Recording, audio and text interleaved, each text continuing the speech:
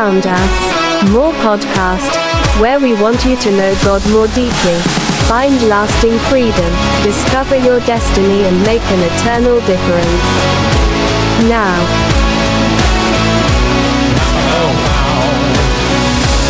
Fired up.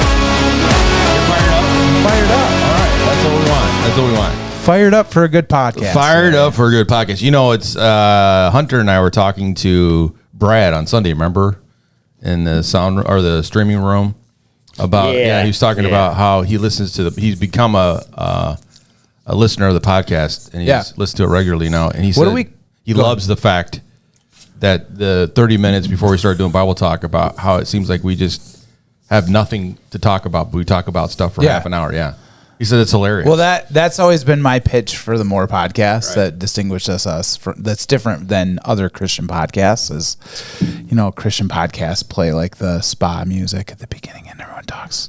That's deep. That's life giving. That's all that stuff's fine. That's so affirming, Ted. Thank you. Yeah, right. We're gonna have some fun too. You know, you gotta be able to crack some jokes. So, I want. What do you call a More podcast fan? What's our fans' names? You know, like artists have fans that what do you names. What would be like a Morite? Like a Swiftie or a Swifter? Yeah, a Morite.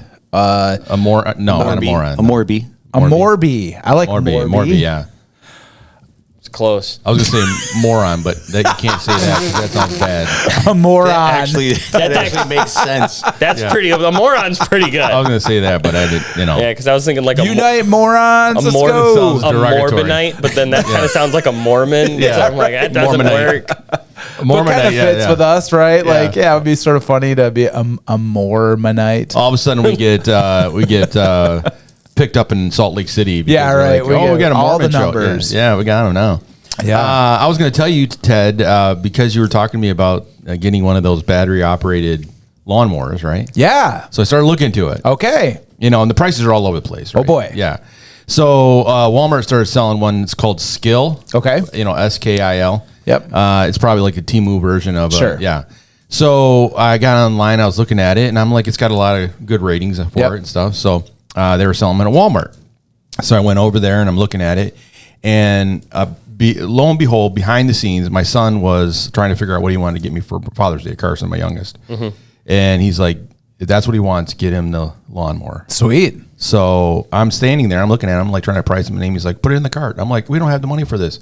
She's like, it's already taken care of. No way, dude. I'm like, what? Oh, that's awesome, yeah, man. So, Good job, so Carson. Carson bought me one of those, and I used it last night. Yeah. Game changer. Right. I mean, that thing is super cool, huh? And it's you can hardly hear it. Right. And it's cutting the lawn. It's going. It's self-propelled. Amy can yell at you from the front porch that you're like missing spots. Right. And you're going to hear I'm it. like, oh, what was that? Yeah. So I'm living the dream battery operated now, Nice, buddy. as opposed to ripping my arm off trying to get the lawnmower started. Is there other, so does the batteries, are they interchangeable to other pieces This one of is equipment? not. Okay. It's a humongous battery. So you couldn't put it in like a leaf blower or something? No. Okay. But All they do sell them, for those other things. But they have a whole line of stuff. But Dude. the battery's humongous. And then I found out, I was looking at the manual, which I normally don't do. I'm looking at the manual, and it's a bunch of those rechargeable batteries in there. Oh, really? Like all stacked together. No way. Yeah. Huh. So The thing that I wonder about mine is how long will the battery like get progressively less? Probably. Like eventually you're going to have to just buy a new battery. But for never having to have like an oil change or never having to buy gas. Right. Or maybe it equals out. Those batteries ain't cheap though. the batteries for this one are $100. Oh, that's not bad. That's not too bad. No. And they You last buy for one a year and you're still cheaper than gas, right? 80 minutes. Yeah, that's awesome. 80 minutes on it. That's But awesome, dude. I never thought I would get into the game with that because I always thought those were just toys. Yeah, me too. But after using it, I'm a I'm like, this believer. thing actually cuts better because the blade is wider. Like, Yeah. it's a full 21 inch. Yep. As opposed to like a gas where you hope it's a 21 inch and you got all that space on the sides. It's amazing. It's a game changer, man. Yeah. They're pretty So if you're cool. looking for one, Walmart has a few versions, but the Skill is definitely, it's like All right. 4.5 stars. There we so go. It's good. Yeah. How about your guys' weeks? Hunter, Pastor Gary, what are you guys up to? It's good. Writing sermons. That's been. It's been you're preaching this next Sunday. Yeah, I've been writing a lot of sermons. You're preaching for like the next 2 months. So. Right, and then you're going to camp and Northern preaching Michigan. for like 14 I got times. 13 sermons. 13 sermons. 13 sermons in 3 weeks Yeah. to be it. Dude. Do they, I mean, okay, so they expecting, like, when you preach at those camp things, like, it's got to be more than 20 minutes? Like, About 25. okay. Yeah. Which is actually So camping. harder. Yeah. Because I have to change my sermons. Because I'm only writing like maybe 2 new ones. Sure, yeah. Right. But they all got to be not 37 minutes long. Right. Right, So, yeah. a little bit of work. I but thought it's they would not give the you, end like, a of the little grace, at camp. Some of them, yeah. The one in the middle is brand new for me, and so I don't, I don't know the church very well, and so I want to make sure I just hit all their numbers perfect. But the other 2, I got a little bit more leeway. Sure. And I'll probably use it a little. See, when I went to Indonesia and they had me do the revival services over there, I was only going to preach 1, and then it turns into six engagements, and they don't like you just to preach 20 minutes. They want you to preach over an hour. Yeah, fun. So I had to do all these well over an hour. Yeah. That's not including prayer service and healing service and all this other stuff. But yeah, I was like, I'm out of the game. I have not had that kind of practice in a while. Hour-long sermons are no joke. Yeah, man. it was good. No joke. You can really get into a lot, and it's a lot of fun. But Yeah, it was good. I was, I felt like I've been lifting, deadlifting, and I'm like, my back hurts. yeah, I'm Lord, like, I can't do that. Yeah, I'm a fighter, but I'm tired. Yeah. I'm like, we don't do that here in the States. We do 20, 25 minutes at the most, and then we're done. I got the attention span of goldfish. Yeah. That's right. And these guys are just sitting there for an hour. Time to I'm go to like, lunch. Wrap it up, Pastor. Oh, my gosh. Yeah. And I guess, when you've walked 4 hours to get there, you want to Yeah, make it right. worth it, right? So I don't need a 20-minute sprinkling. Fair enough. I walked all day to get here. Right. Give me the Yeah. full It immersion. It better be something worthwhile. Yeah. Fair enough. PG, what's up with you, man? Right now, I am watching some grandkids again, and Yes. we are doing a little bit of yard work and going to physical therapy and visiting people That's on right. staff. And Going around, hanging checking out things with a guy named Randy, which turned out to be really awesome. Yeah. Yeah. All right. Had a good time yesterday. Awesome. Cool. Did you, so you're no more construction in your house. You're done with that now for a while. Correct. Yeah. That beam belt Yard put you in. Yard work. Yeah. Yard work. No more construction stuff. Yep. And Lisa K's getting around pretty good. Yeah, she is. She's looking good. Yeah. She's looking good. She's up and about. She made it. Yeah, she we had bring her dinner cane last yesterday? night. I don't think She brought her cane. Oh, okay. Yeah. She didn't She's use it been- the whole time. Yeah, she's trying to go without the cane, so it's pretty good. Yep. Yeah. Well, just for everybody that doesn't know, she had knee surgery, a knee replacement. Right. Yeah. Yeah. And so now she's a bionic woman, and 2 knees and a hip. 2 knees and a hip. She's good for another 50,000 miles then. Yep. She's good. Yeah, she got everything. With regular oil changes. With regular right. oil That's changes, and I was looking up, after we had went over and visited you guys, and I was looking up the knee replacement surgery online on YouTube. That's a pretty extensive surgery, man. It ain't no joke. I mean, they do a lot. Yeah. But Cut off the bottom of your upper leg and cut off the top of your lower leg. Yikes. and then they put in a piece Yep. that now becomes her new Knee. joint knee. Yeah. It's a big deal. I don't know. And she's doing well. She's moving. I know she's not to her full self where she's out there like, Mary Poppins doing all the Right. stuff with chickens and gardening and all that stuff, but she's out there doing stuff. Is she baking again? Is she doing that? No. I think she's done a couple loads of cookies, but for the most part, no. I have read medical information about this, but if you make molasses cookies, it actually helps in the healing process. Heals knee It replacement. does. It heals a knee replacement. Is it I don't know what it is, the molasses or the process right. of It making just- the molasses just cookies. brings it all back together. And then when you give them to a church staff, Then you give 'em to a it's church just staff. insane. To the next level. preferably somebody that you know She's well. running a marathon by next week. Yeah. That's She's right. going to be healed. I don't know. I just read that somewhere. I just want to put that out there. It is really fun. We have a lot of great friends, and Yeah. most of them feel comfortable enough to just ask for cookies or hint at cookies. Oh, really? Oh yeah. Yeah. There's no shame Lisa K's anymore. gonna say There's no yes, shame so, anymore. yeah. Yeah. She gets There's- right on it. There's no shame anymore. I mean, you just say it, make her feel guilty enough, Say this would make me feel so much better. Yep. Yeah. That's cool. So, okay, one other thing I was going to tell you. This is kind of an amazing thing that happened to us. We finally finished getting rid of all of our junk out of the shed that was destroyed. Yeah. Okay, it was tough. I think I told you this. I said we took our garbage to the garbage dump and we're throwing it in there. And one of the things the guy picked up and just like whipped into the garbage was a picture of my wife in her wedding dress getting married. When we were married. Through? Because it was Because water it was water damage, okay. got mold all over it. So that was tough for me. Yeah. But we got it done. And I'm like, it's over. We're finished. We don't have to deal with any of this garbage anymore. Now we got to get everything ready for the insurance company. And so we were looking at all this stuff and all the great stuff that was, happening with getting rid of this stuff. And the garbage dump, it was crazy because we live in Burt Township. It's kind of like redneck city over there. Yeah. And we found out we can dump our garbage there for $60 a year as opposed to $60 a month with GFL. You pay $60 a month. $60 a month for trash, yeah. Whoa. And so we can do $60 a year to take our own garbage. No way. To the dump. So you're going to do that. We did. Yeah. We did it right away. We're like, wait a minute, we're getting gypped here. So Amy calls GFL and they're arguing with us if they want to pick up their garbage can, and I'm like, take your garbage can. We don't want it anymore. Right. Well, but you might need it. No, we don't need it. We don't want it anymore. I'm like, take your garbage can. So they've worked out a deal. They're going to come later on this month to pick it up. And I'm like, okay, I'll be sitting right there. I mean, it's like, I don't know who's going to. That's because you live in the woods, right? You get that deal, man. Whoa. Yeah, it's great. It's great out there. Yeah, $60 a you. year. Good for you, man. I'm like, come on. Who did You borrow the church truck. You just save one trip for a year. Just take it all one time. There you go. There we go. We just have garbage piled up in the house. Yeah, That's right. The backyard is full of trash bags and all kinds of great stuff. Yeah, it's good. Nice. So that was it's been a productive week, and the weather's been amazing. Yeah, we were saying that the other day. I was like, it could just be like this all summer long. I'd be a happy camper. It's so nice. It's 73 degrees at night. Tops. I was sitting out by my 4Runner just watching traffic go by and like an old man, judging people. Watching. You have a lawn chair you sit in? Yeah, I have my lawn chair sitting there, and Amy's like, "What are you doing?" I'm like, just sitting here. Just practicing. Lawn chairs, his electric mowers on the side. Yeah, right. Need to borrow Lisa K's cane. Yeah, I've got my own. Don't worry about it. I got my own. Slow down. Yeah. You're like yelling at cars. Like, shut up. Yeah. Well, a cop came by last night and hit a stick, man, and that thing flew. Yeah. Oh my gosh! I don't know why he was going so fast to begin with, but that thing just flew over in my yard, and I'm like, good thing I'm not even near it because that thing would have taken my head off. Yeah, call the cops. That's right. I have to call the cops. Hey, come back here! I want to arrest you for driving. So okay. Well, anyways, do you wonder why you take the time each week to listen to more podcasts? I'll tell you why, Brad. Because it means maximizing opportunities for right now and eternity. That's why we do this. Not to just have random conversations, even though we do. But we're so happy that Brad's listening to us. We are. Good job, just never forget to listen. Just pass it on. Tell your friends that you are, what are we calling them? Morons? Mormonisms?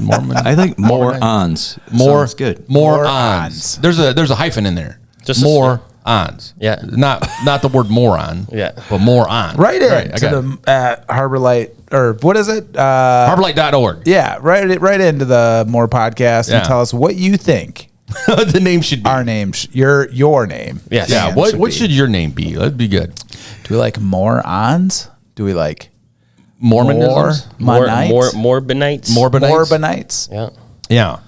Yeah. So today's a great day because even before we go any further, we're drawing for the ticket that is possibly a winner for the Black Blazer. Midnight Black, right? Midnight Black Blazer. This is probably the winning ticket. I'm just going to say it. Yeah, it is. But you get a chance to win $100 value in your hands. I mean, when's the last time somebody just handed you $100? True. Right there. Supporting a good cause. Yeah. You could also get a new car. Helping the school. So we're going to be spinning the wheel of destiny by Wilson Insurance today, and we'll be choosing somebody on there. Oh, well, the More podcast is sponsored by Right to Life celebration happening June 30th at Grand Unity Event Center in Petoskey. What would it look like if Michigan chose life right now? Maybe saving 95 kids every day would be one of those expectations, and that's what we're trying to do. Kids that could have a chance someday to be doctors and teachers and pastors. And while we fight for the unborn, we also celebrate the courageous mothers who chose life. This is a party to celebrate life in general. So we want you to come and be a part of this. You can get your tickets online for $75 and be a part of this event. Hear from some amazing people. One of our speakers is somebody that was actually spoke on Fox News, CBS, CBN, CNN. So Amber Roseboom is the president of Right to Life of Michigan. She's going to be there and speaking, so it's going to be pretty cool. So get your tickets at Emmett County Right to Life, Emmett County RTL, all lowercase.com, and you can be a part of this amazing event and celebrate life together with other people that are like-minded. We're going to take an IED break, come back and see who's around the table. You've already heard our voices. Now you get to hear our stories. Be right back. Let's go. 4 pastors, 1 mic and a little caffeine. Talking real life, faith and everything between. Northern Michigan noise, going out worldwide. Somehow every week you're still along for the ride. This is the More Podcast, turn it up loud. Good laughs, deep talks, no fake crowds. Real people, real stories, truth that sticks. Yeah, this is more, not your average internet clip. Yeah, that's Snoop Dogg. Snoop Dogg. Snoop Dogg, yeah. Snoop Dogg. Snoop-a-loo. Yeah, I like that one. Well, scientists recently discovered that if you open a bag of off-brand barbecue chips near a kiddie pool, he will emerge wearing sunglasses, carrying a pool noodle, and confidently claiming he invented summer 1987. Pastor Ted. That's awesome. He was once bitten by a radioactive youth group kid during a lock-in. Ever since, he's had the ability to survive on pizza rolls, quote Marvel quotes, and turn any Bible lesson into a boss fight.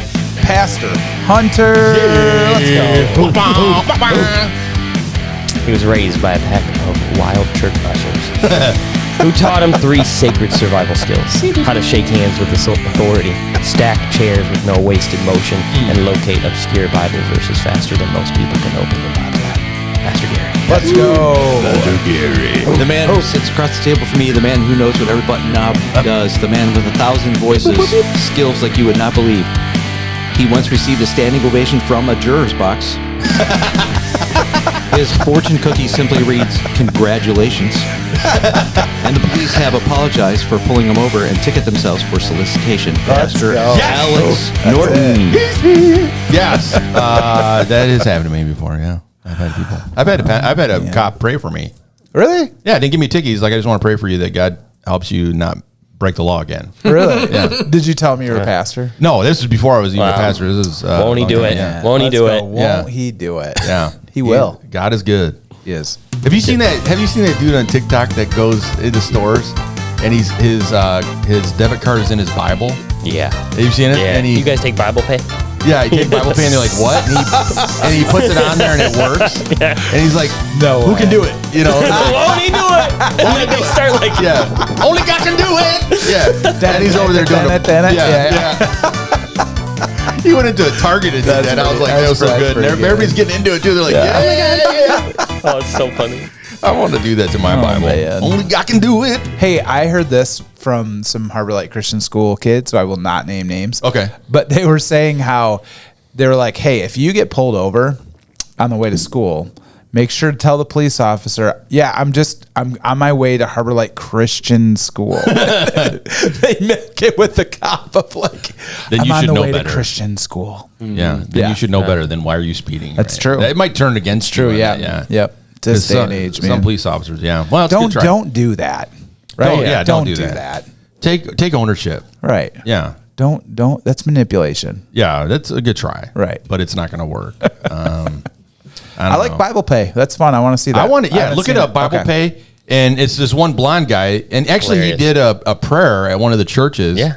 He was in the audience and they recognized him, like, come on up here and pray for whatever the service or whatever. He gets up there and he did an amazing prayer. I was like, man, this guy knows what he's talking about. Yeah. But, That's cool. Okay, so I'm picturing what you guys are saying. I'm picturing a Gideon's Bible. Yeah. Tape your Yeah. credit card to the back of it and just walk up and go, dude. Yeah. Right? 100%. Yeah. But his is kind of like hidden in the Pages? it's hidden in the cover somewhere because you don't really see it. Yeah. So when he's holding it up, he's like, you look at it, it's a Bible in his hand, and he's Bible paying. He's like, oh, he paid it. He paid it. Yeah, I think Paid he's it like in cut full. a slit through here and then slid Yeah. his card inside Oh, because man. you can't see it. It's so funny. And he just goes around and does this at stores and stuff and gets everybody riled up, you know. Yeah. And everybody's like, yeah, you know. That's And awesome. he preaches. Sometimes he preaches a little sermon. You Yeah. know, Oh, he gets yeah. in there. Oh, yeah. Huh. I'm looking it up now. You got to look it up. Yeah. Sometimes he pays for other people's groceries. You know. Okay. You know, when he's standing in Bible line. pay. Yeah, Bible pay. Yeah, it's hilarious. All right. So today we're going to talk about Father's Days around the world. These are vetted. I have looked these up and they are true. But, we just celebrated Father's Day. And so we're going to look at how they do it around the world. It's actually interesting because they don't all celebrate on the same day we do. So they have different days that they do this. But, it's just interesting to kind of see how other fathers feel the love from their families and friends. And we'll be right back after this. Yeah. You already know. It's the More Podcast. Yeah. Yeah. 4 pastors on the mic, yeah, we bring that heat. Gary keeps it cool, but he's moving his feet. Ted got stories you don't wanna miss. Hunter drops truth with a pop culture twist. Yeah. And Alex Norton like, guys, let's focus right now. But the beat drops hard and we forget how. Turn it up, turn it up, let it play. Laugh all night, take the truth your way. From deep talks to what did he just say? It's the More Podcast every single day. Don't you stop that sound. Truth goes up when the beat goes down. Hit subscribe, yeah, you're locked in now. It's the More Podcast. Come join the crowd. Hands up, heads nod, yeah, we vibing in place. Faith, fun, real talk, never one pace. If you came for the laughs, you'll stay for the word. Best convo you didn't know you heard.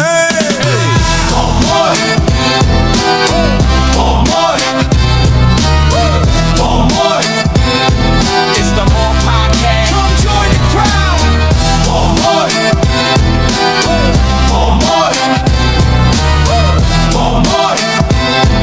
It's the More Podcast. Ted just slammed a Red Bull. I got that down. I think, Hunter, you got me on the zeros. Bartender, can we get another one over here? Yeah. Can we get another drink over here, The please? zeros are the best. They're good. Yeah. And I also found out, too, I feel a little bit better. They're not as much caffeine as, like, Yeah, it's like 2 cups of coffee or something. Yeah. Yeah. Yeah, it's not bad. Yep. Yeah, well, you know, I'm relegated now. You're doing great, buddy. Good job. Proud of you. I did use a different spoon, though, to put my coffee in there. 'Cause Yeah. I use instant at home. Okay. And my wife's like, give me this little tiny teaspoon thing that, like a decorative spoon, you know? I don't know if there's much coffee on there. And I'm like, no. Yeah. I want the big soup spoon. So I'm digging it out like a shovel. Like a put it in there. ladle, Yeah. yeah. And she's like, wow, that's a lot. And I'm like, is it? Is it, Amy? Because We've cut back from I've cut back from everything. Yeah. the bang guy to. Good job. Good job. It's Keep a it up. temptation. I feel like kind of an addict going into the grocery Sure. store or to the gas station, and there's a whole line of all those drinks, and I'm like, But dude, you listen, man. You have dialed it in Yeah. with food and Yeah. lost a bunch of weight. You're doing awesome, dude. Good job. I'm getting there, a little bit at a time. Keep it up. Thank you, Ted. This is just Thank one you. more mountain to climb. Like This we're is- here at Arbor Light. If you're listening, this is why we call him Coach Ted. That's right. Because this is the coaching advice that we get from Ted. He's good at it. He's really good at it. All right, Father's Day around the world. So we got some interesting ones. I don't know if you knew this or not, guys, but Germany, Dad gets a mobile bar.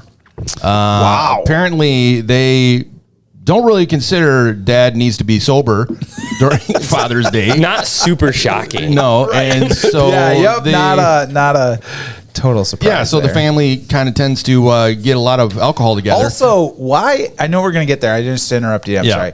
Why is drinking always associated with like stuff on the church calendar? So this is Yeah. the Ascension Day. Right? Yeah.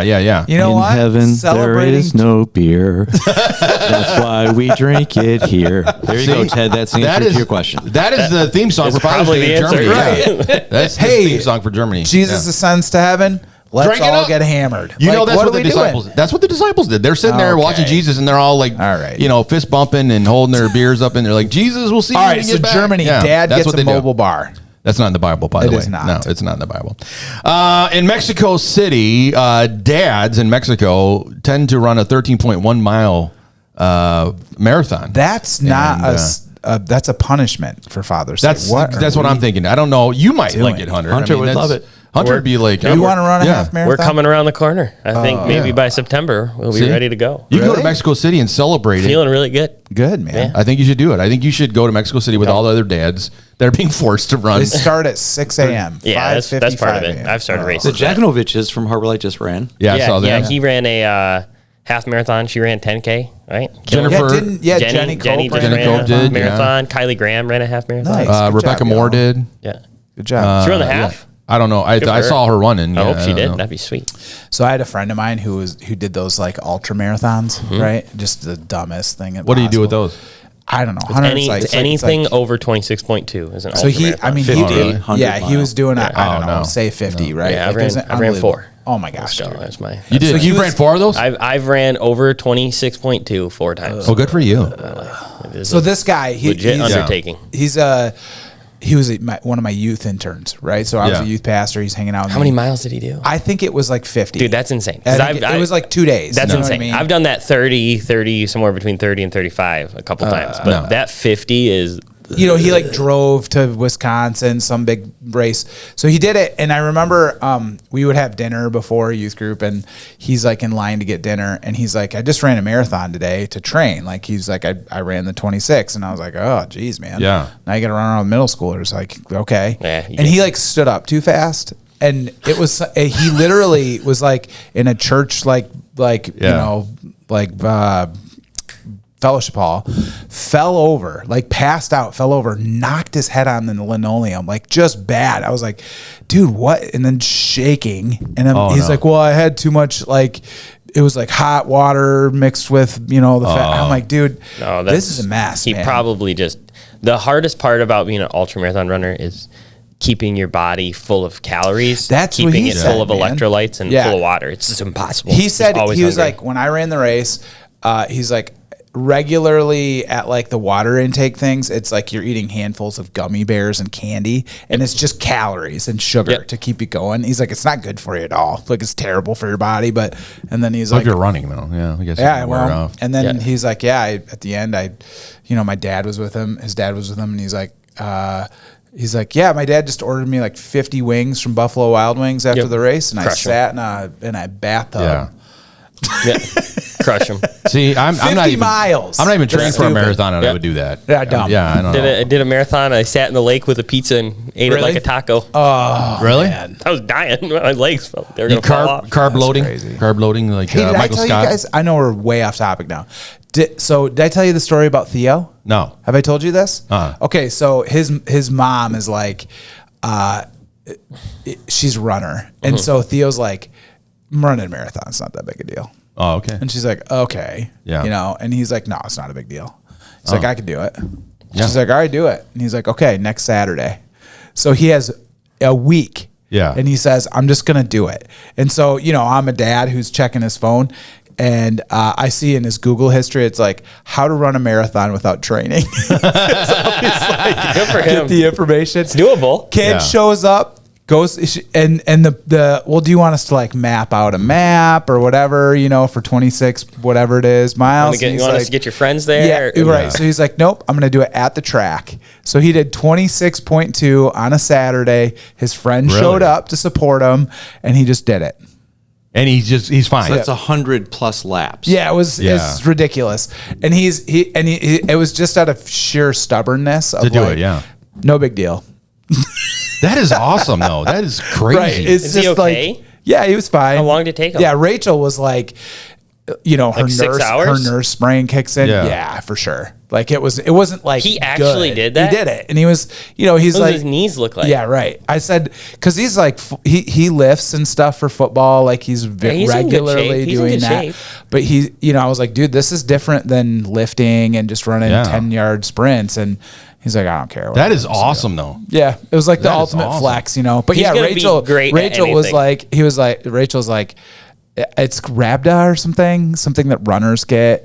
It's like a thing when runners get sick and your kidneys quit working and all this stuff, and she immediately goes to like, he doesn't know what he's doing, and like getting all just super dehydrated, right. But he did good. He did it. Yeah, he did it. Man, ran the whole so time. Cool. He did some walking too, but it just makes him more now impressive. I wish he wasn't playing he football. could go to Mexico. It makes him more impressive. He could go to Mexico and run this thing too. So. Okay. Did you guys see my picture on the internet of me running the marathon?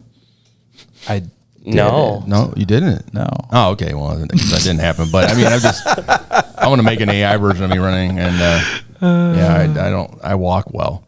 Okay, Taiwan. Father's Day actually was built on a dad joke. It started out as kind of a dad joke. Apparently, the name Baba or Bebe is kind of a joke in Taiwan. It actually means dad. Okay. And so it started out like this. They didn't really have a celebration for Father's Day. And so now on August 8th, they tend to celebrate Father's Day. And it's kind of an appreciation. And it kind of turned it into a nice thing. Yeah, Baba. Huh. So Baba or Bebe, right, is Father's Day. So that's kind of cool. Nice. Thailand, dad gets a national commemoration. This is the country we need to live in.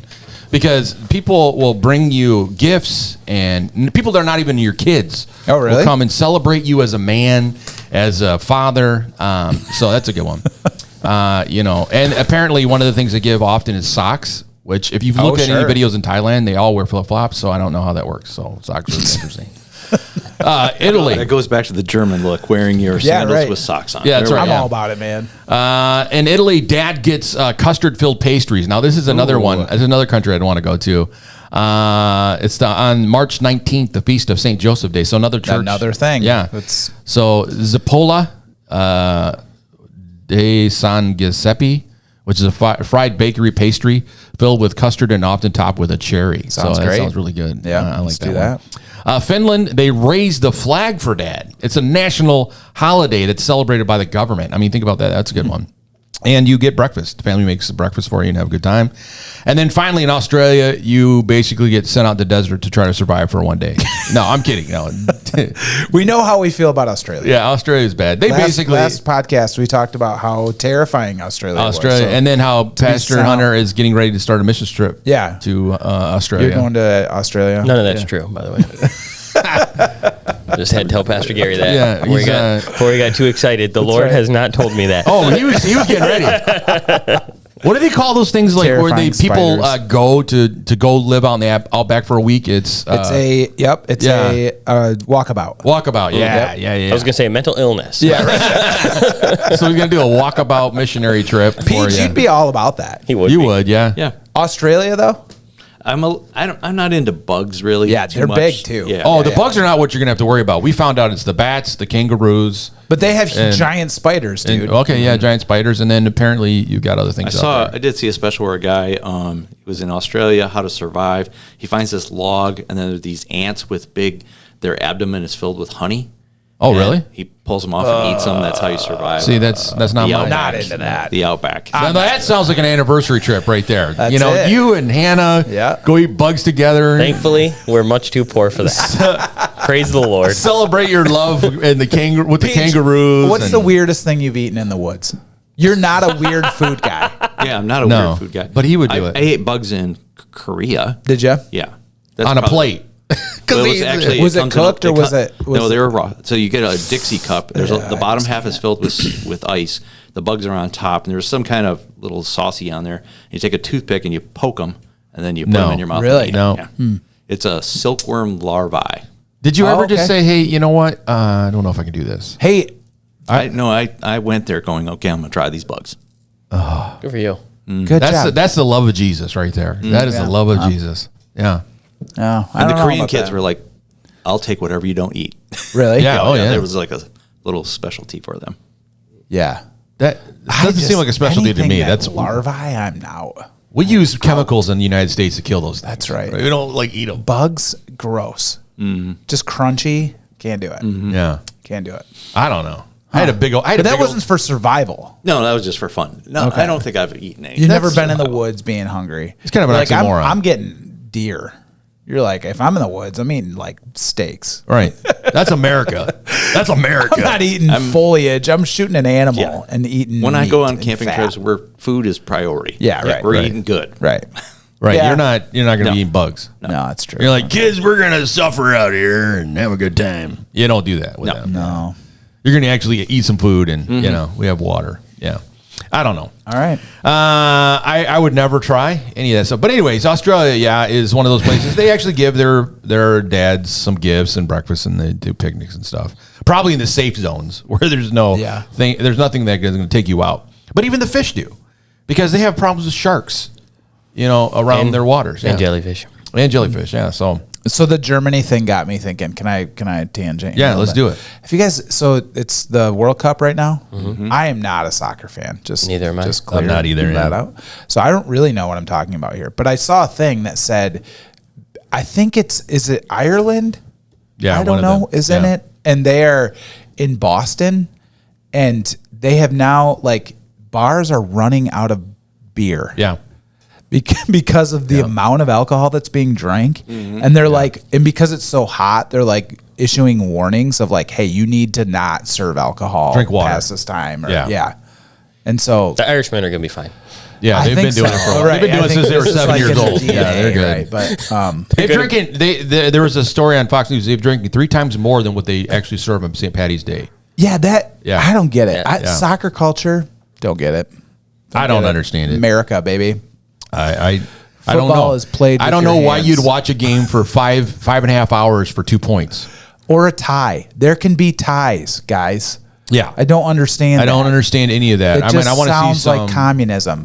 There's no ties in right. athletics. Everybody's getting a participation award. Exactly. Yeah. It's a winner and a loser. Yeah. That's Well, how we if play you're sports. a goalie, you really can stand there for 2 hours before anything ever gets your way. Especially if your team's good. Yeah, especially if your team's good. Yep. If you had a good team, then- you should just stand there. Yeah. It's a good gig. Yep. And then you're getting paid, I don't know, probably, 10 pesos or something. It's pretty good. It's good money. Yeah, it's good money. You got 10 pesos, you can go home. All right. I Anyway. think it's about that time for Harbor Light Trivia. Okay. We're going to take an ID break, come back with Harbor Light Trivia.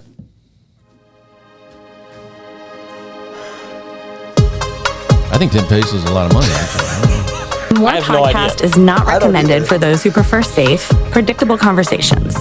Side effects may include unexpected laughter, mild conviction, quoting episodes in public, and texting your friends.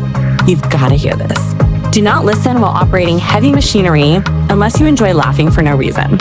If exposure lasts longer than one episode, you may experience a desire for more. The More podcast, use at your own risk.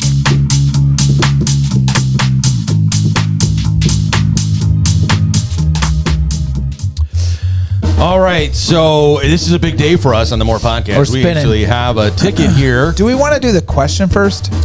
Let's drag this out as much as we can. Yeah. So you want to do the Yes, I'll do the question. All right, so the question for this week is pointing towards Pastor Hunter as he is getting ready to do the sermon. And so I need the Hebrew word for bush, like the burning bush. What's the Hebrew word for the word bush? And I'm going to give you a little hint. It's connected to the location in which the burning bush took place. Oh, nice. There's a little biblical pun in there for it. So In the Greek, it's called a fica. I don't know. I'm lying. He's just saying stuff. 10 pesos is 57 cents. Oh, it's 57 cents, 10 pesos. Okay, so there you go. 57 cents you just made for playing the game. That's it. So if you know the name of that Hebrew bush, word for the word bush. and it's not FICA. So send it to harborlightbibletrivia@gmail.com, harborlightbibletrivia@gmail.com, all lowercase, and let us know the answer to that question, and you can get your name put on the Wilson Insurance Wheel of Destiny, which we're going to spin. Okay, we're going to What? spin. I feel like because this is such a big one, we need to be up front with the names on the thing, Yeah. right? I mean, you can. If you Just an want. update No. of names, right? what do we do? Okay, this do is it. who's winning, right? So you've answered the question. Yeah. You've done it. So we've got Alan, Brian, Theo, Nikki, Phil, Ben, Amy, Dave, Mary, Mandy, and Joe Taff Right. Those are the names that have answered the question. answered the question that have Yep. called in. So we're ready to spin. Oh, Pastor Gary, you Pastor ready? Gary's spinning the He's wheel. spinning. This is a big deal. It's got a healthy spin on that. Good job. And it looks like Brian Budnick. Brian Budnick Gets the wins ticket. There you go. the Winning ticket. the ticket that is worth $100. $100 bucks. $100. He gets the ticket, and it could be a winner. We don't know. Could be a winner. So, Pastor Gary, since you see him more than the rest of us, I'll give that to you, Just saw him yesterday. and you can give him his ticket to possibly win the what is it? The Midnight Black Chevy Trail. 2026 Yeah. Trailblazer. Yeah, there you go. Shakalaka. All right, so there you go. Brian Good job, Budnick Brian. is going to possibly win a vehicle. We're pretty sure it's the winning ticket. We're not going to make any statements that it Willy could be. Wonka Yeah, and it is. Chocolate It could be. Factory. All right, win. just You so got I understand here, so when they do the drawing, they're going to draw Alex Norton. That's your name on there. yeah, they'll draw Alex Norton, but it's actually him. right. But, Brian. so you'll get a hold of him. Yeah, I'll get a hold of him. You let him know Okay. if you won. So there you go. We got the ticket given out to Brian Budnick. And if you want to be a part of whatever we're going to give away next week, which is possibly the 5th season of Chosen, which just got sent to us. Oh yeah. Yeah, we got the 5th That'd be season of cool. Chosen. The whole series for the Sweet. 5th season, so you can see it. You can find Surprise. out what actually happens to Jesus if you don't know. It could be a cliffhanger. You never know. It could be something totally you didn't even know was going to happen. Jesus doesn't go on the cross. He actually takes over. I liked the book better. But yeah, you can send that in to harblightbibletrivia@gmail.com, all lowercase, and let us know what you think of the answer for this week and get your name on there. We're right back after this into Bible Talk. Headphones on. Check. The perfect podcast on. Check. Not sure why you're listening? Good point. Should you keep listening? Yes. Should you tell others you listen to the More podcast? Good idea. Life just got better.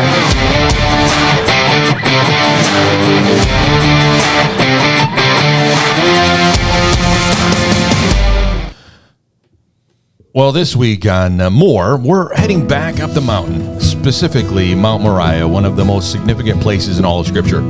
From Abraham and Isaac to King David, from the temple to the cross of Christ, Mount Moriah becomes a powerful picture of faith, sacrifice, obedience, and God's provision. In this message, Pastor Gary shows how one mountain connects some of the Bible's most important moments and ultimately points us to Jesus. So what do we do when God asks us to trust Him with something precious?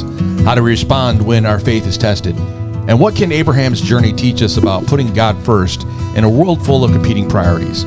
So join us as we unpack the story of Mount Moriah, explore the incredible parallels between Isaac and Jesus, and discover why the mountain of sacrifice became the mountain of provision. Welcome to Bible Talk. Pastor Gary, you're on deck. All right. Well, thank you, everybody, for tuning in, being part of this wonderful conversation. Of course, I'm going to invite my three friends to participate in this as we go along. So this is a story that I think most people are pretty connected with. They know it pretty well, especially if you did any church time as a kid growing up in Sunday school.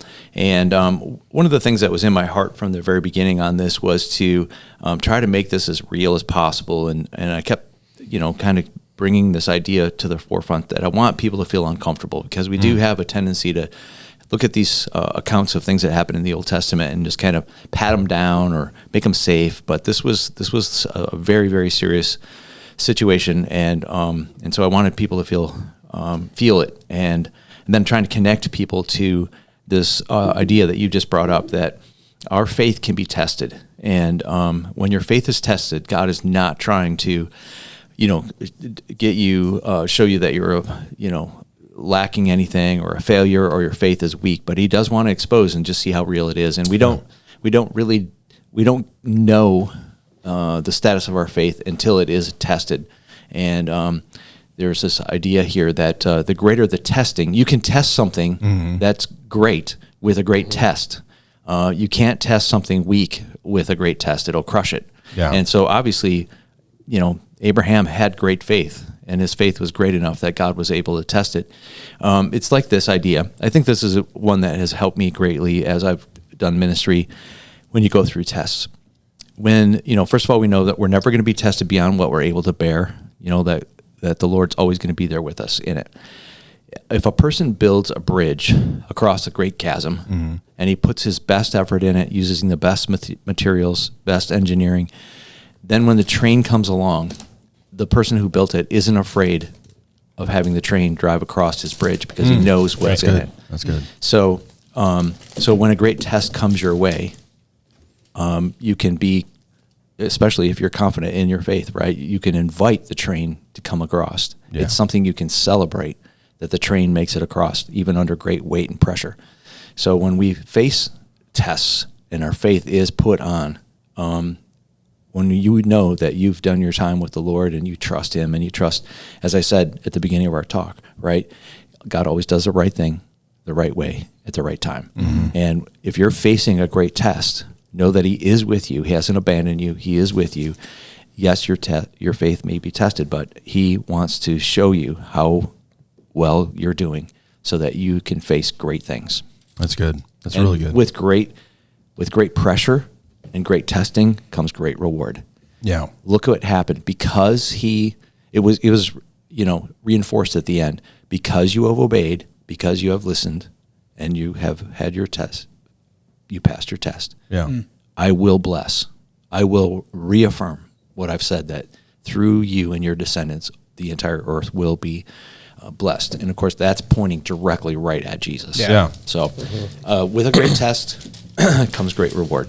Pastor Gary, we've been highlighting these different mountains, and we're going to be doing that through the whole series. But what it makes Mount Moriah so specific, so special, compared to the other ones that we're going to be talking about? And I mean, you brought it up through the sermon, but right up front here, just kind of give people the idea that are not familiar with the name. Yeah.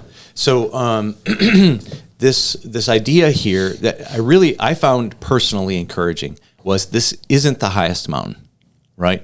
God could have picked something higher. As a matter of fact, the Mount of Olives, which is only hundreds of yards away, right, across the Kidron Valley, that one's 270 feet higher. So God didn't pick based on height. Right, yeah. He picked for a particular reason, and it was the Gihon spring that was at the bottom.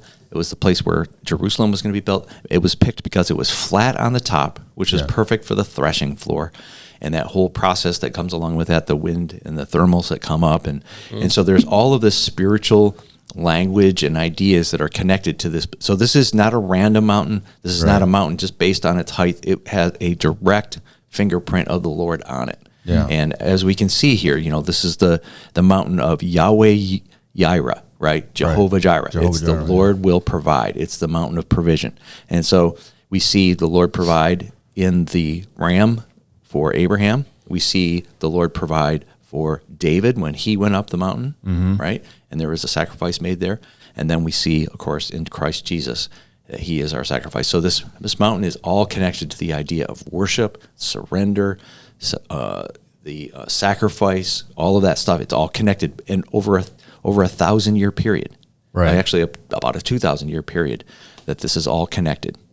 It's really interesting how many frames in Scripture that Mount Moriah is a part of. Big moments, big God moments. Isaac and Abraham. You said that. I think you said Jesus was the hill of the skull was near Golgotha. Near that. Golgotha. Yeah. That was kind of fun too. I've been in Bible.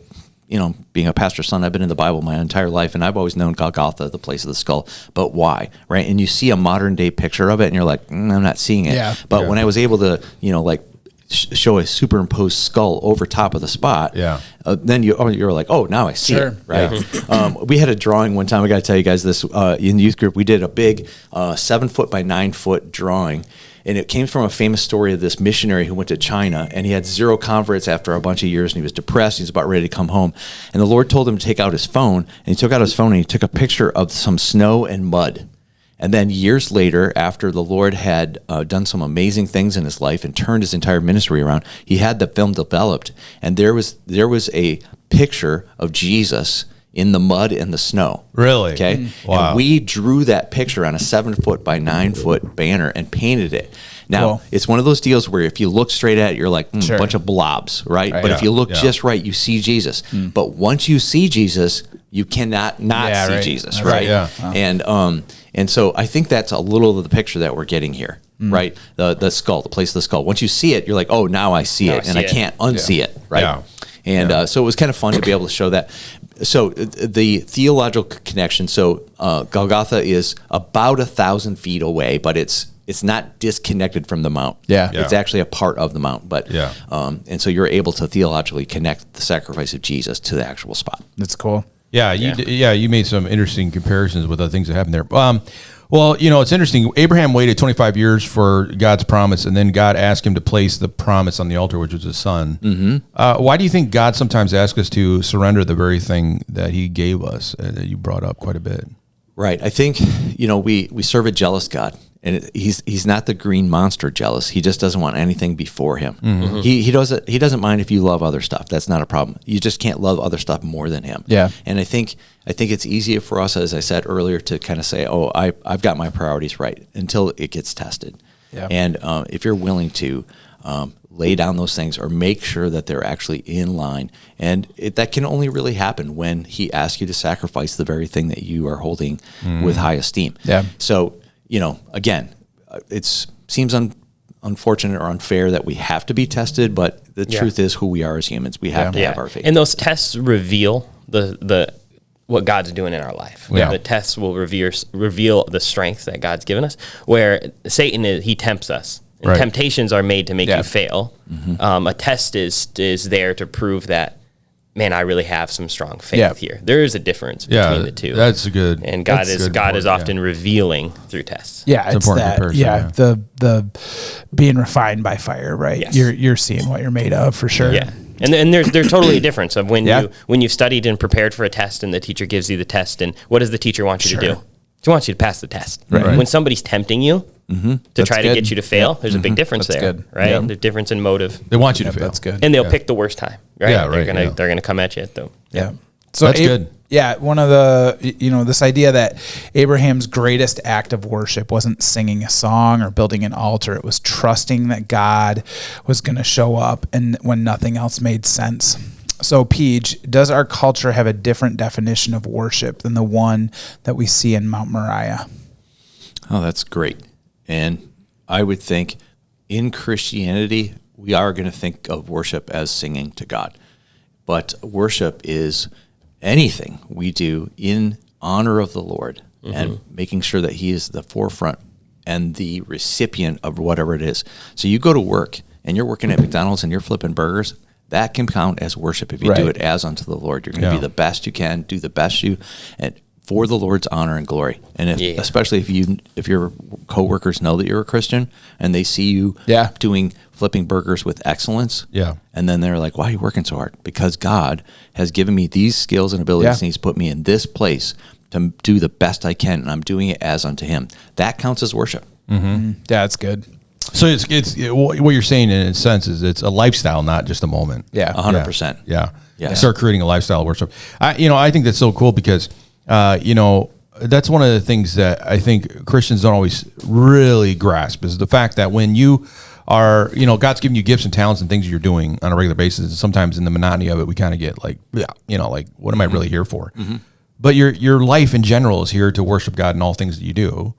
You could be a person of worship no matter what you do. Yeah. And it can glorify God. And so you see that in the Bible. I mean, one of the interesting things that God does with the children of Israel is he not only institutes the act of worship at the temple, but he also considers giving them these gifts to help build the land and prosper by, gardening and planting and all this stuff. And he considers those all under the same umbrella of worship. It wasn't just the temple. It was everything that you do as a people is a part of worship towards me. Yeah. There's something I read years ago. There's our Sabbath, and this is especially connected, of course, to the Jewish people. They have a day of Sabbath. It's a day of rest, a day of connecting with the Lord and family. Okay, so that's good. But that doesn't give us the excuse to live 6 days outside of Sabbath and then only worship on that one day. Yeah. That you can actually have a lifestyle of Sabbath, which is finding peace every day and putting the Lord in all of that and kind of like working with rest, right? Yeah. And so then you can have a lifestyle of Sabbath, not just a day of Sabbath. And I think that kind of reflects that idea you were just mentioning. Yeah, because it becomes an ideology. I think that's what's interesting about us, especially in America. We compartmentalize our faith, right?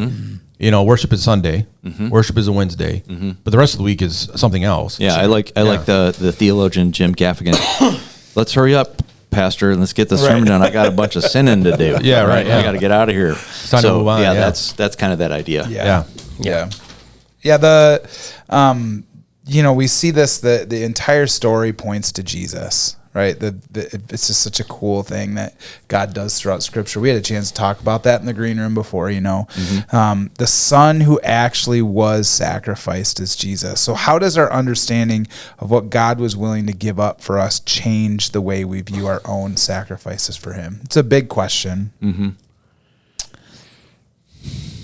Yeah, I mean, I just like that first sentence. The entire story points to Jesus. I think it's interesting that they're going up the mountain, and I mean, maybe I'm wrong on this, but it works in my head. Abraham says God's going to provide the lamb. And what's interesting is they get to the top of the mountain, and there is not a lamb. Yeah. There's a ram. Right. And there's a difference there. And sometimes I wonder if God still provided the sacrifice through a ram, but 2,000 years later, he's going to give you the lamb. And, is Abraham prophetically speaking 2,000 years in the future that there's going to be the Lamb of God is going to be here. And that's the true and good sacrifice that covers all, right? Maybe that's not there, but I think it's really special that this whole thing is bringing us all the way up to Jesus and the sacrifice that God's going to make, having his one and only son, die for us, right?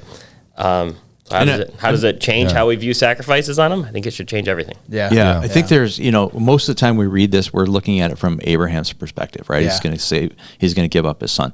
Isn't it fun to read the story through Isaac's eyes? Yeah. I know what's going on here, and I'm going to willingly lay down. Mm-hmm. So my faith in your God, right, has to be my faith in my God and his resurrection power, and that he didn't fight his dad. That was really, really touching me on Father's Day weekend, is this connection between Abraham and Isaac. And you could feel it in the talk and the question and the response of Abraham to the Lord. Yes, I'm here. Yeah. You could tell that they had a relationship that I think most fathers in the world want with their sons or their children, is to have a close enough relationship that this wasn't, hey, I'm Abraham, I'm your dad, you will lay down and you will obey. Right. This was, let's worship the Lord together here. And there was a surrender, a trust, a heart connection. I was really, really well connected with this story as I prepared. I didn't tell you guys this, but on Sunday morning, years ago, my dad and I would go to McDonald's, get a large mocha frappe, and we would sit and talk together on Sunday morning before church. And so this last Sunday, I went to McDonald's, got a frappe, and reflected back on my relationship with my father, wrote to my brother and my sisters, told them how much I love them and how proud I was of them, and asked forgiveness for the stuff I did wrong as a young man growing up, and there were tears shed back and forth between my brother and my sisters and me on Sunday morning, because we had a dad who had an Abraham-sized faith. Yeah, that's good. Yeah, that's definitely true. Yeah, that's good. Yeah, I think I love the fact that the scripture, no matter what translation you look at, it always highlights the we in there. Yeah. We're going up and we are coming down. Yeah. And that's a very settled faith. I think that's what's, That's different. a good word. Yeah. Settled faith. Settled faith. Yeah. I think sometimes we have a faith that's kind of like knee-jerk reaction faith. Like, oh my gosh, it's going to fall apart and we need Jesus. But he was very settled in his faith. He knew what it was. I mean, this didn't fit God's character whatsoever. God was not a sacrificing God. Didn't expect us to give up that kind of stuff. And so there's a lot of factors going on in his mind, and he just knows this can't be what's going to happen. There's got to be something else. And he gets up there and he knows that God's going to do what he's going to do. And I think for me it was encouraging. It's like when I'm going through something or I'm having questions or whatever it is, I think that's where I have to be. I have to have this subtle faith, knowing that I know God. I know enough about God that this is not where God is going to leave me or put me into it. But it's a God that's going to bring redemption, is going to bring hope, is going to bring safety, he's going to bring protection. Those are the things. Jehovah Jireh, the God provides. That's the God I'm serving. And so, and I think in the world we live in, sometimes the world tries to make us think that there's no provision. Nobody coming to save you. There's no Superman showing up. There's nobody. But the God we serve says that he will. Says he's going to take care of us. He's going to be there for us. It doesn't mean we're not going to go through struggles. It doesn't mean we're not going to go through a test. Right. But God is faithful. And I think that is a really cool thing that Abraham really learned that day. I know that we're running out of time, and I just really want to focus on this. Being a youth pastor by training, I'm thinking, how can we bring this to life? And doing a human sacrifice on Sunday morning was a little bit of a risk, I'm sure, but it was fun, but it was also meaningful. I will talk about the fun part first. So in the second service, I have a close relationship with a young man named Carson, and he was my Isaac on the altar. Lisa Kay said that Pastor Hunter was he was laughing so hard he was laying in the seat next to him because Carson was just so great at this. Yeah, he was killing me. Yeah, he was killing me. So Carson and I have done some work together at my house, and we text each other often, and he's always excited to talk to me about things. And I went up to him on Sunday morning before the service, and I'm like, "Hey, Carson, I need to do a human sacrifice this morning. Would you be willing to be my sacrifice?" And I'm sure I was catching him out of the blue, but he was like, "For real?" And I'm like, "Yeah, for real. I need to kill somebody here this morning." And and I'm sure it was settling in at some point, but he was like, "Okay." Yeah. Sure. And then when he gets up there and just his reaction, you could tell he was a little bit nervous, right? Yeah, maybe a lot nervous. Yeah. You were walking around with a machete. I mean, yeah. Yeah, and I'm just like, relax, this will only take a second. This is not gonna hurt. But you could look into his eyes, and I think he loves and trusts me enough that if I was going to do this. I don't know if you caught this, but every time you knelt closer to him, his breathing would catch on your microphone. Yeah. Okay. So you'd go down and you'd just hear. He was nervous. And that's what was killing me. And then he pulled out the knife and he goes, oh. Yeah, he'd be like laughing, like, really? Yeah. Oh man, yeah, so good. And I had pictured in my mind. Like in the first service, the young man's just going to lay here and his legs are going to go off the end of the table. And Carson, he's just had some surgeries, and so he has leg braces on that I can't see and know. So I'm like, well, just go ahead. And then he's just laying in there, and his legs are straight out the end because he can't bend them. And, and then I feel him, braces, and then just slide him up the table. Good job, Peach. Good job. It was good. Those are those job, pastor Carson. moments that they just happen, and you just inside your. You rolled with it. You rolled with it. Yeah. He was, because Peach is trying to make this the climax of the sermon, trying to get people to really buy into what he's going to do. And then you've got this situation going on, and Pastor Gary is trying to, It was so good. It was good. Yeah. Yeah, it was a great day. Definitely worth it. Yeah. It was a great day. Good job. So, Pastor Hunter, what are you going to be getting into next Sunday? Yeah. So what mountain are you? So it's mountain range of Horeb, which is interesting mountain range. So in that mountain range is where Sinai is at too. Right. But this is a vast area, and we're going to be talking about Elijah. Cool. Who, So who is on top of Mount Carmel, has a great victory, and then gets a letter. He looks at the letter, and Jezebel says, "You're going to be dead by the next day." That's right. And sits under a broom tree. Has a thought, and that thought turns into a repeated thought over and over and over again. Yeah. And he takes that thought all the way up to the mountain for God to destroy the thought and give him a new mission, new purpose, and to defeat the lie that he's been living. So if you've been living with lies, that's good in your own head. If your own head is your biggest enemy, then we need to see it at church. Let's go. Good. Yeah, okay. Be great. So we're continuing on our mountain tour. Also, I don't know if you know that I was mentioned on Sunday, but you can get those T-shirts that we got. Family camp. Family camp. Yep, come to family camp. We got all kinds of special you come swag for that. for you. Yeah, it's going to be a lot of fun. Stickers of each mountain. They're great looking stickers. You can put on your car. It's going to be great. Let people not think that you went on Mount Horeb, you kind of those kind of things. It'll be good. Be awesome. Family camp's coming up real soon, and so we got a lot of good stuff to go with it. But I know that we've got our T-shirts now, right? Yeah. The pastoral staff. I'll be wearing them on. Yeah. So I'll be wearing mine. I'm gonna be a part of the club and wear mine, and just kind of let people know that this is. Are you gonna wear yours? I'll wear mine. Yeah. Cool Kids Club. Okay. Yeah. Cool Kids. Yeah. The Mountain Club. You can be invited to. Just go to family camp. It'll be awesome. Why is the fat guy wearing a mountain shirt? I don't know. It seems like he climbs a mountain. I don't know. It's if you've made it this long in the podcast, congratulations. Yeah, right. Yeah. All right. Well, that's it for us. We'll see you guys next week, and congratulations, Brian, on your. Brian. I'm going to say your winning ticket, because this is given to you by 4 pastors. It's got to be anointed, so it's possibly a winner.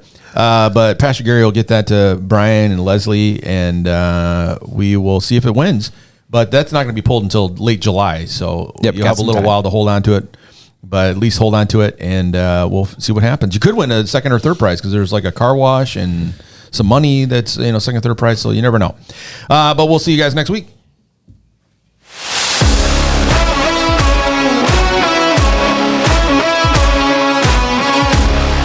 You have found us. More podcast, where we want you to know God more deeply.